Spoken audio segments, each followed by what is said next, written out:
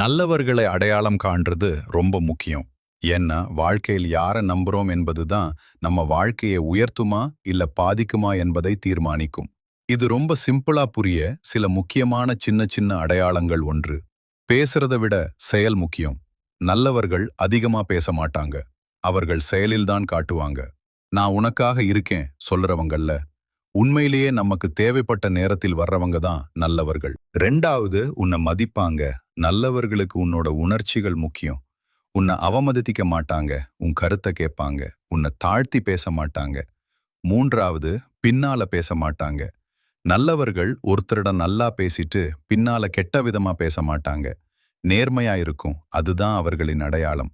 நான்காவது, உன் வளர்ச்சியை விரும்புவாங்க. உன்னை போட்டியா பார்க்க மாட்டாங்க.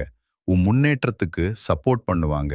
உன் சக்சஸ் பார்த்து உண்மையிலேயே சந்தோஷப்படுவாங்க. 5, சின்ன விஷயத்திலையும் உண்மை பொய் சொல்றது அவர்களுக்கு பழக்கம் இருக்காது. சின்ன விஷயத்துல கூட நேர்மையா இருப்பாங்க. நம்பிக்கை கெடுக்க மாட்டாங்க.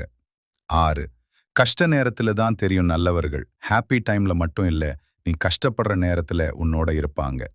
7, எதிர்பார்ப்பு இல்லாம உதவுவாங்க.